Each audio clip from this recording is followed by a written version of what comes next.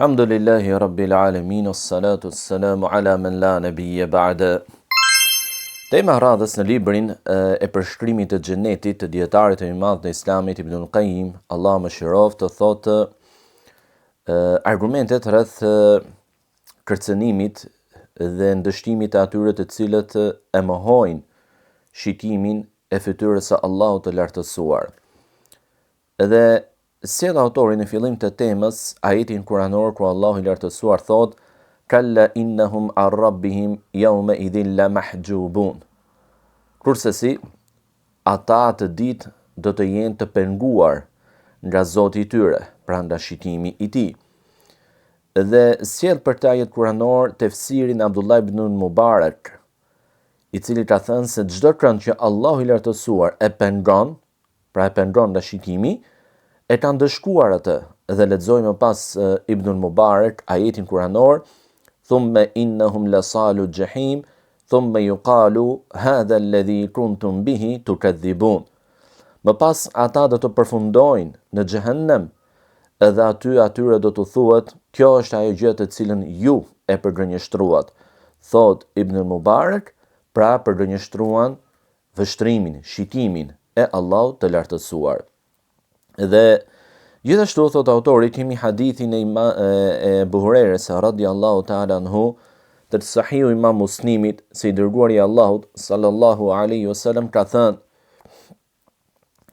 se të dërguarin e Allahut sallallahu alaihi wasallam e pyetën dhe i thanë: "O i dërguari i Allahut, a do ta shohim ne Zotin ton në ditën e Kiametit?" Profeti alaihi salatu wasallam tha: "A mundoheni, a keni vështirësi në shikimin e diellit në mesditë dhe në qiellin në të cilin nuk ka re?" Thanë: "Jo." Tha më pas: "A keni vështirësi, mundim, pengesë pra në shikimin e hënës në natën e Bedrit, kur qielli është pa re?" Thanë: "Jo." Atëherë profeti alayhi salatu wasalam tha: "Betohem me atë në dorën e të cilit është shpirti im, ju nuk do të keni asnjë mundim, asnjë vështirësi pra, asnjë pengesë në shikimin e Zotit tuaj, ashtu siç nuk keni në shikimin e diellit apo të hënës." Dhe atë ditë Zoti do të takoj robin e tij dhe do t'i thotë: "O filan, a nuk të nderova? A nuk të dhash pozit? A nuk të martova? A nuk nënshtrova për ty kuajt dhe devet? A nuk të dhash ty pushtet? A nuk lejova për ty 1/4 e plaçkës së luftës?" Ai do të thotë: "Po Zotim, patjetër, pra e bëre këtë gjë." Allahu i lartësuar e pyet dhe i thotë: "A mendove se do të më takoje mua?" Ai thotë: "Jo." Atëherë Allahu i lartësuar i thotë: "Unë të harroj ty ashtu siç më harrove ti mua." Më pas i drejtohet tjetrit edhe i thot: "O filan, a nuk të nderova? A nuk të dash pozit? A nuk të martova? A nuk nënshtrova për ty kuajt dhe devet? A nuk të dash pushtet? A nuk të dash..." Kjo fjala që më parë për ty 1/4 e plaçkës së luftës, në disa transmetime i vjen në një tjetër mënyrë dhe ka kuptimin e komoditetit, mirëqenies.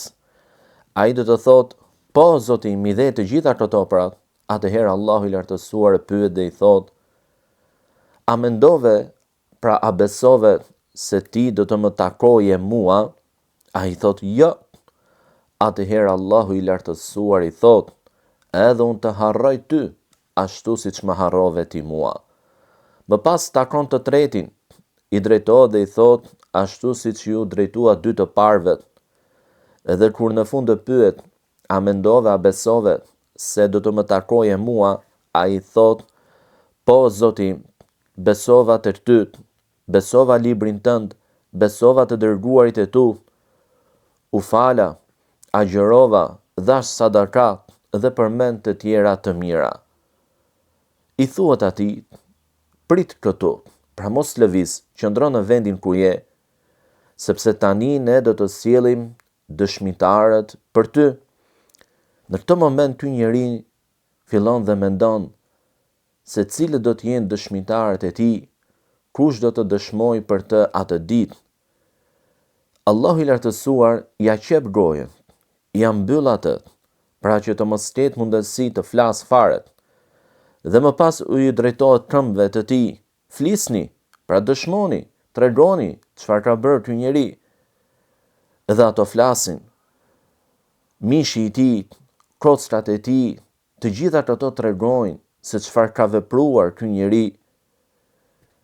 Duke mos pasur më arsyetim, duke mos pasur më justifikim, ashtu siç vepronte dikur në dynja.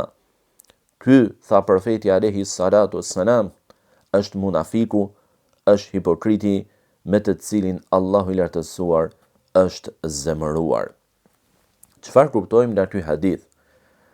Ndër të tjera nga ky hadith, pjesa që ka lidhje dhe me temën tonë është se përmendet takimi i Allahut me robin. Përmendet takimi i Allahut me robin dhe se Allahu i lartësuar do t'i flasë. Dhe që në fillim të hadithit, profeti alayhi salatu wasalam u pyet se a do ta shohim në Zotin ton, dhe ai solli një shembull të shitimit, pra ashtu siç ne e shohim lirshëm diellin dhe hënën, në të njëjtën mënyrë do ta shohim lirshëm edhe Zotin ton në ditën e Kiametit. Prandaj thot autori, dietarët e gjuhës arabe, gjuhëtarët e mëdhenj pra, kanë rënë të gjithë dakord. Kanë rënë të gjithë dakord, pra në një ixhma, në një konsensus të plot midis tyre, se fjala takim në gjuhën arabe, ndër të tjera, përmban edhe kuptimin e të qenurit pranë, të qenurit bashkë, edhe shikimit të njëri tjetrit.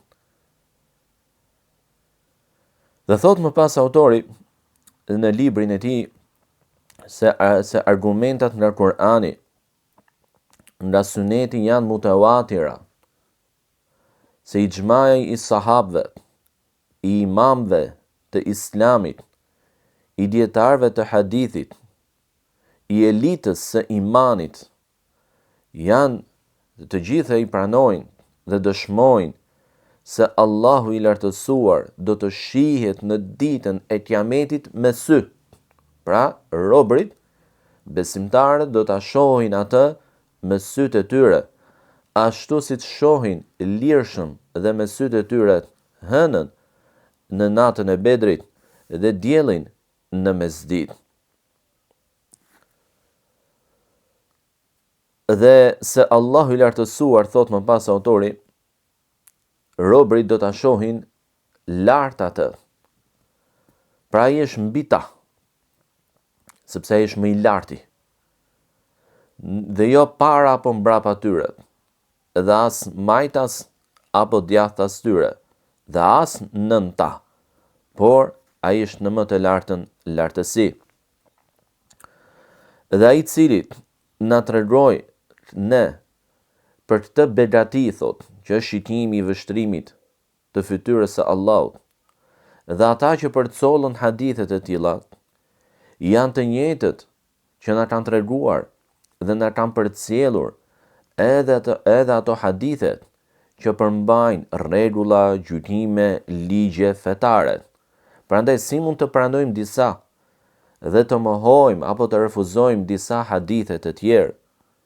A duhet të besojmë një pjesë së shpalljes dhe ta mohojmë pjesën tjetër? Kjo pra është e padrejtë. Dhe thot më pas autori, duke përmendur si përmbyllje të kësaj teme të tij, thotë se ata të cilët devijuan në këtë çështje, pra nuk e besuan, nuk e pranuan, e refuzuan shikimin e Allahut të lartësuar, janë në dy lloje. Të parët janë ata të cilët pretendojnë se Allahu shihet në këtë botë. Allahu shihet vetëm në këtë botë, thonë. Dhe se ai bisedon, ligjëron, bën bisedë miqësore me robërit e tij. Të dytët, grupi i dytë janë ata të cilët e mohojnë shikimin e Allahut në ahiret. Mohojnë që ai t'u flasë robërve të tij. Mohojnë që ai t'u flasë robërve të tij.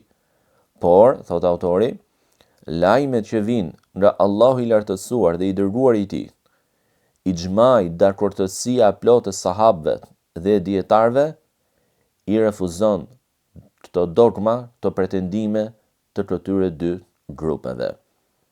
Kjo është pra tema rreth atyre të cilët e mohojnë vështrimin, shikimin e fytyrës së Allahut të lartësuar.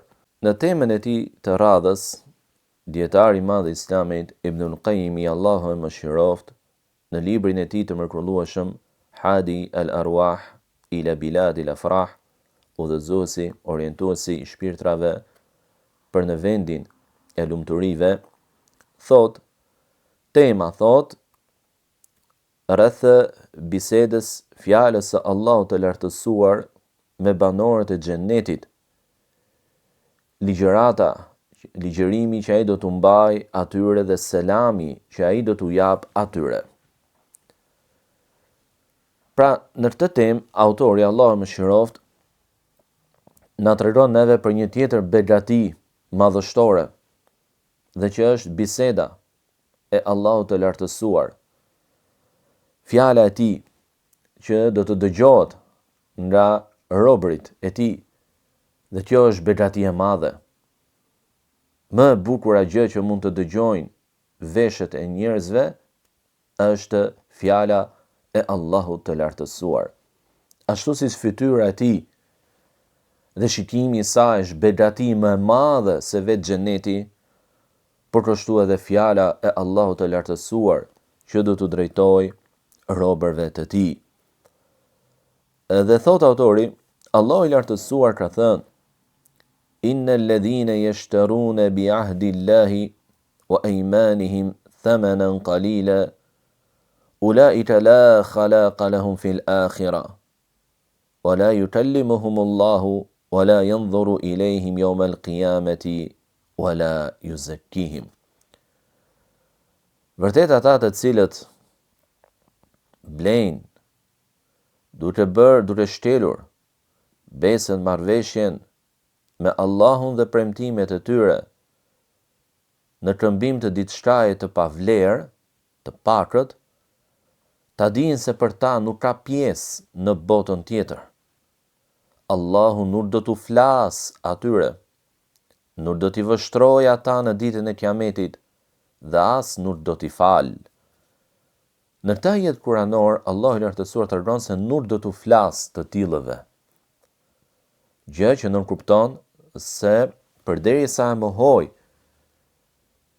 bisedën, fjalën e tij me këtë kategori njerëzish, tregon se me kategoritë e tjera që nuk i kanë këto cilësi dhe janë të mirë, ai do t'u flasë atyre. Përndryshe, nuk do të kishte në një kuptim, nuk do të kishte në një urtësi dhe vlerë mohimi i bisedës fjalës së Allahut të lartësuar me kategorinë e njerëzve që përmend në ajetin kuranor. Dhe ky është nga shpjegimi që bën autori i librit Ibnul Qayyim, Allahu e mëshiroft.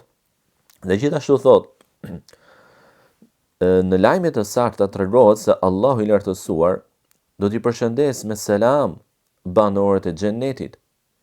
Dhe selami i tij do të jetë selami vërtet, real, pra fjalë e drejtuar nga Zoti i botërve, i gjithëmëshirshmi. Siç e thotë, e komentoi profeti sallallahu alaihi wasallam në hadithin e tij të përcjellur nga Xhabir ibn Abdullah, se Allahu i lartësuar, duke qenë mbi robërit e tij, do të drejtohet banorëve të xhennetit dhe do të thotë: Selamun aleikum ya ahl al-janna. Selami qoftë për ju, o banorë të xhennetit. Dhe ata e shohin me sytë e tyre Zotin e tyre. Gjë që tregon thotë se në këtë hadith dalin në pa tre dobi. E para, vërtetimi i shikimit të Allahut të lartësuar. E dyta, e folura e tij. E treta, lartësia e tij, që është një tjetër cilësi nga cilësitë e përkryera të Zotit ton. Por gjithashtu thot autori, Allahu mëshiroft, kemi përmendur më parë dhe hadithin e Adi bin Hatim radhiyallahu ta'ala anhu, ku i dërguari i Allahut sallallahu alaihi wasallam ka thënë se çdo njeri për ju Allahu i lartësuar do t'i flasë në ditën e Kiametit. Por gjithashtu kemi edhe hadithin e Abu Hurairës radhiyallahu ta'ala anhu, hadithin që u përmend më parë, pra në temën e djeshme, ku Allahu i lartësuar i drejtohet robit të tij dhe i thotë: a nuk të nderova, a nuk të dash pozitë, pushtet e tjerë. Pra dhe e gjitha kjo tregon që është një bisedë, është një fjalë që Allahu i lartësuar ja drejton robit të tij. Por kështu thot hadithi i Burejdes radhiyallahu ta'ala anhu, ku i dërguari i Allahut sallallahu alaihi wasallam ka thënë se me çdo njërin nga ju Allahu i lartësuar do të veçohet pa pasur ndërmjet tyre përkthyes dhe as ndonjë pengesë. Por kështu thot kemi hadithin e Anas ibn Malik radhiyallahu ta'ala anhu që flet për ditën e shtesës, Yawmul Mazid, pra që do të marrin një shpërblim më tepër se vetë xheneti, dhe që është shikimi i Allahut të lartësuar, dhe në të thotë tregohet edhe biseda e banorëve të xhenetit me Zotin e tyre. Dhe Imam Buhariu thot në Sahihun e tij ka një temë ku thot bab, tema thotë fjala e Zotit të madhëruar dhe të lartësuar me banorët e xhenetit, dhe përmend thot në këtë temë hadithe të ndryshme nga profeti sallallahu alaihi wasallam që flasin dhe vërtetojnë diçka të tillë. Dhe fjala e Allahut të lartësuar e folura e tij është një tjetër cilësi nga cilësitë e përkryera të Zotit ton. Ne besojmë se Allahu i lartësuar flet me fjalë të vërtetë, pra fjalë reale, në mënyrën që ai dëshiron, në kohën që ai dëshiron, dhe për çfarë ai të dëshiroj, me shkronja dhe me zë janë fjalët e tij. Dhe zëri i tij, fjala e tij, nuk ngjan me asnjë prej krijesave të tij. Në Kur'an Allahu i lartësuar thot: "Wa kallama Allahu Musa taklima", dhe Allahu i foli Musait me një fjalë të vërtetë, dhe thot: "Walamma jaa Musa limiqatina wa kallamahu rabbuhu", dhe kur Musa erdhi në vendtakimin, kohën e përcaktuar për takim, atij i foli Zoti. Pra këto ajete kuranore, hadithet që dëgjuam edhe që i përmendi autori në librin e tij tregojnë qartë se Allahu i lartësuar flet, dhe nuk na ngjelet gjë tjetër neve vetë se ta besojmë bindshëm, pas një hezitim, pas një mëdyshje, këtë cilësi të përkryer të Zotit ton madhështor. O subhanakallahumma bihamdik, ashhadu an la ilaha illa anta astaghfiruka wa atubu ilejk.